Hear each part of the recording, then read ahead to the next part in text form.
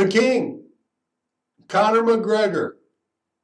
Listen, this guy is a constant headline. He's making the news all the time. Nobody brings in the money like Conor does. And hey, we're hearing some news about Conor and his sparring. He's got this big fight coming up, UFC 205, huge card, biggest card in the history of the UFC. I'm Dan Cox, joined by my partner Joe. Joe, how you doing, brother? I'm doing great, man. So what do you think? What do you think about these rumors? Conor getting cracked and sparring or what? I'm not sure. I mean, it looks like from different pictures or little tweets and stuff that I've seen that he got knocked out by one of his partners. He's tweeted that he's fine, but I'm curious because this is a guy who's always prided himself on how much he takes care of himself in sparring. We saw in the season of The Ultimate Fighter that he was on that he'll even spar without any padding and stuff like that and go like slower speed so that way he can simulate a real fight as much as he can but not get hurt either.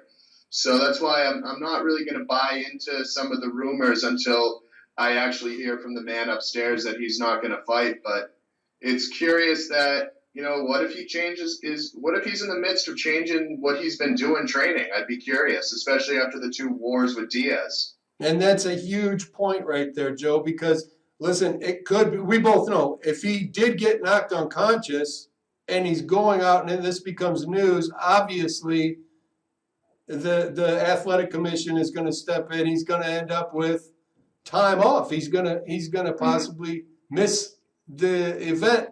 The UFC, can you imagine Dana White, that got out at all? Because obviously at 187, he had Aldo pull out. That was a big deal, one of the biggest cards.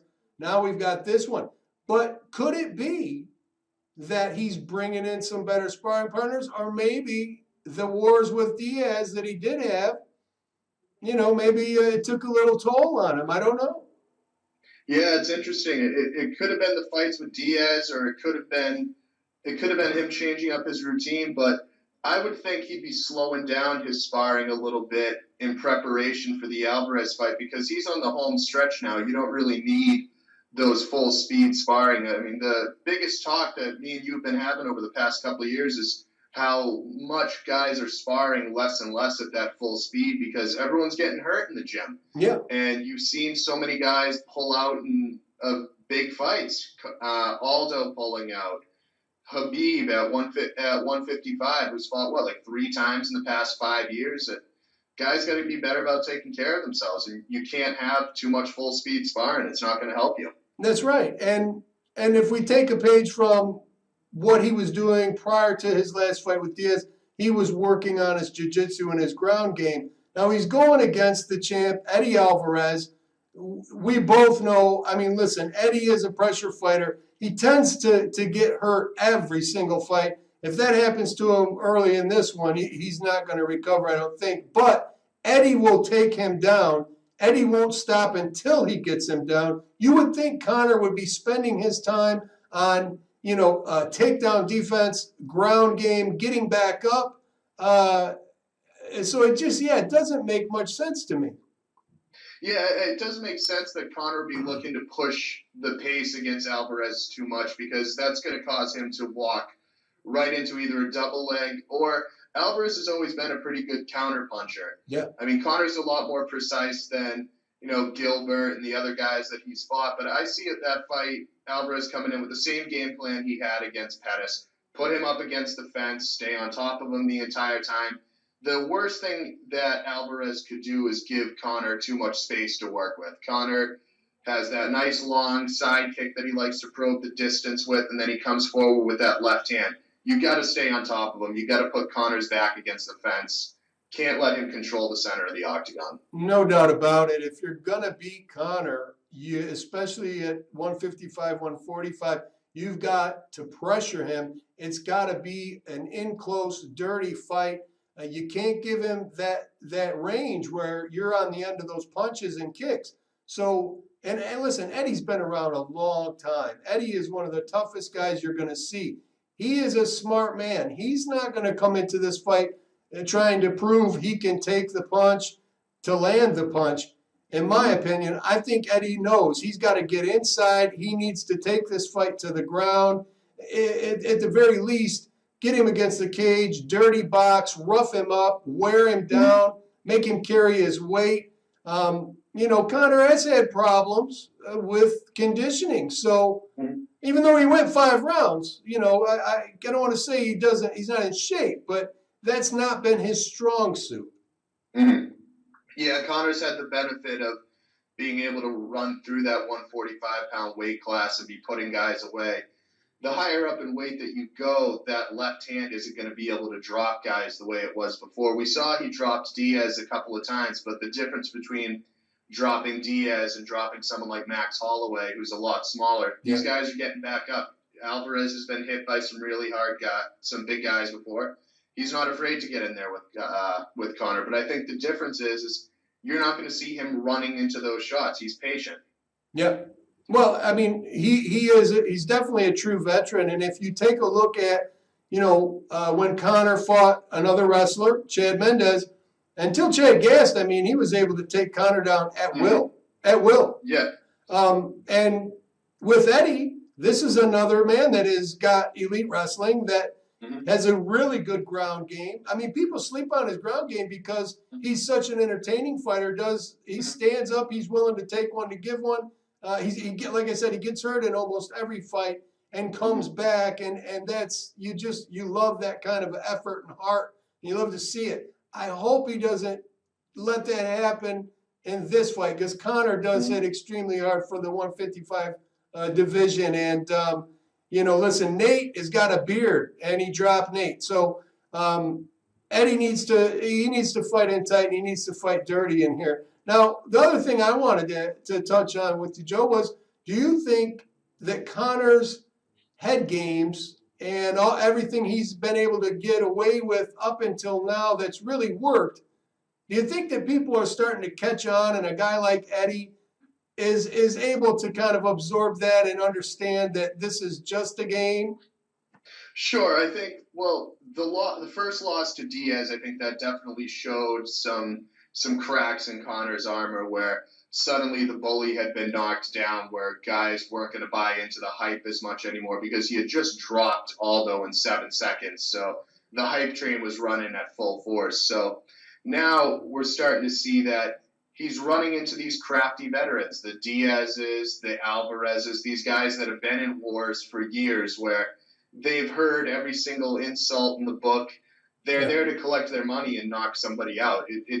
Alvarez is not going to play into Conor's hands by getting all riled up and stuff like that. If anything, Alvarez is savvy enough to know, all right, let him talk. That's more money in my pocket when the gate opens. And that's a fact. And speaking of the gate, the tickets for 205, I mean, I've been hearing some astronomical numbers, and they're going up from what I'm hearing. Now, what's the last that you heard on these tickets? Because nosebleeds were $500+ from what I heard. Yeah, I just checked the other day. The nosebleeds, like you said, they're $500-600.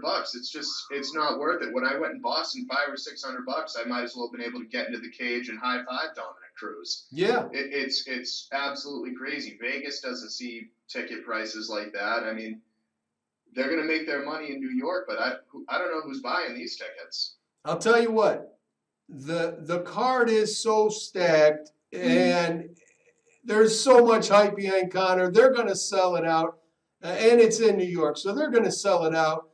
And listen, everybody wants to fight Conor. That's where the money is. And the post-fight, probably the most serious athletes that I've ever seen, Dominic Cruz. They got him speaking about fighting Conor. Now listen, Dominic, he's down at the 135. He's fought at 145 at WEC. He got a spanking from Uriah that first fight. And since he has just raised his game, it's amazing. Now he spoke about Conor and fighting, and there's no doubt that when you talk about Dominic Cruz, his confidence has no limits. He thinks he will be able to dominate McGregor. If that fight happens, if that fight does happen, Joe, How do you see that fight going? So it's interesting. At 145, we saw at the different weigh-ins, the Mendes weigh-in, the Aldo weigh-in. Connor looked tired. He looked sore. He looked small at the weigh-in. He's very big for that 145-pound weight class, but that weight cut definitely plays a role in his style. We've never seen him really go the distance in those 145-pound fights. I think Holloway was the only one that he went the distance in, and he had blown out his ACL. Cruz will be, full, happy, and he's fast. He is so difficult to hit. He's coming in with crazy angles. He leaves his hands down a little bit more than I'd like to see, but I'm definitely not one to tell Dominic Cruz how to do anything. But I think that would be Conor chasing Dominic for about 5 rounds because he's so hard to hit cleanly, or even if you do, so hard to follow up on those punches. Conor would be throwing the left hand as much as he can, hoping this is the one to put him away.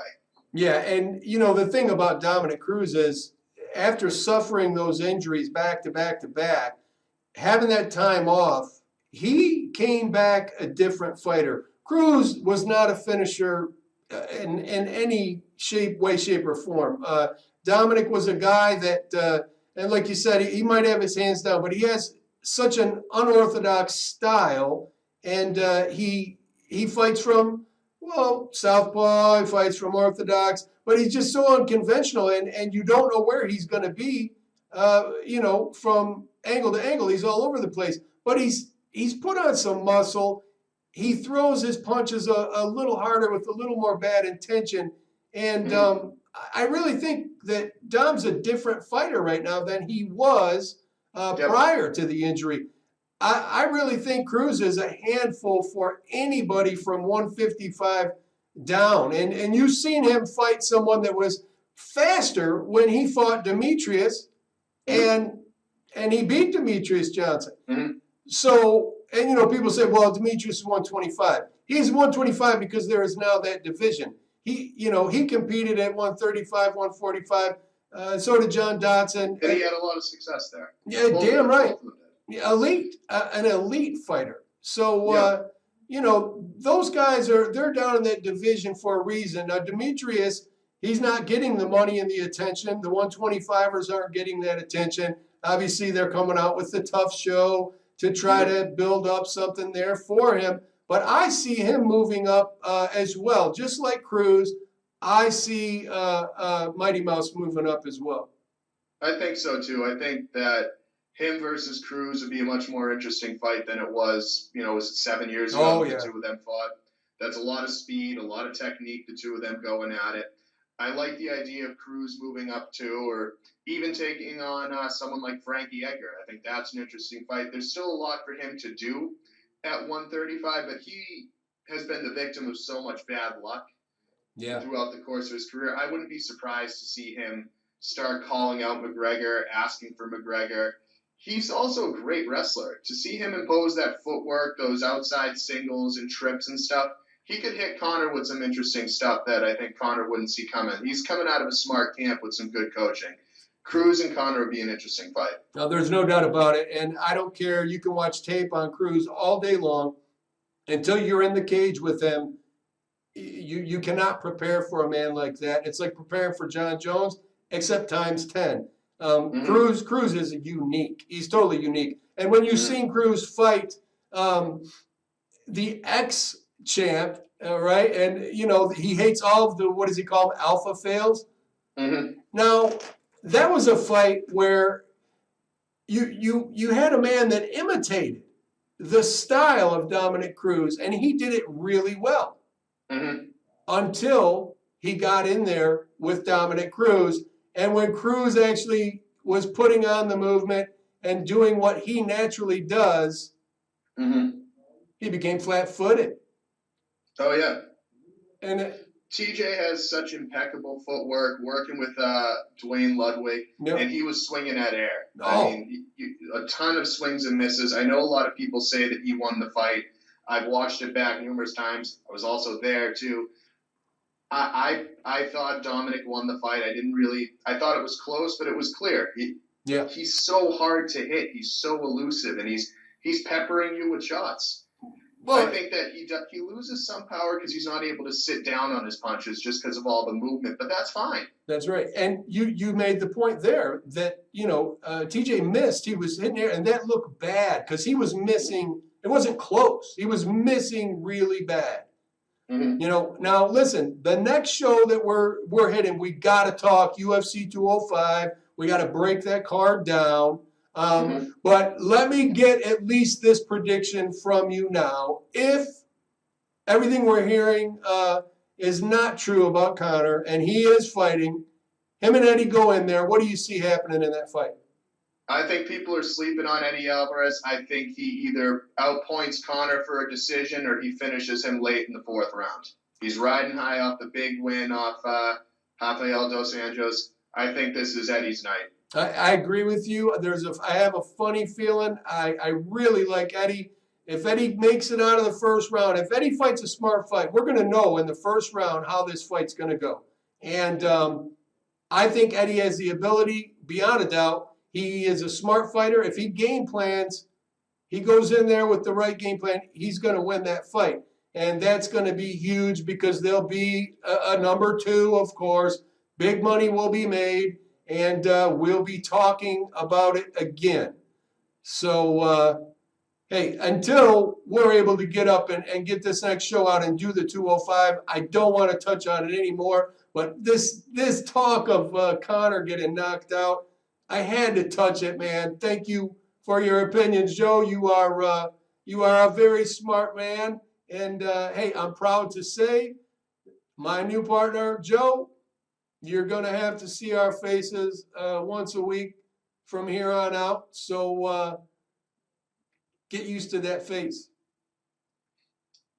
It's a face only a mother could love. There you go. Hey, I don't think it's so bad, Joe. Well, listen. For Fight TV, for Modern Pugilist Entertainment, for my partner Joe, I'm Dan Cox. We will see you next time.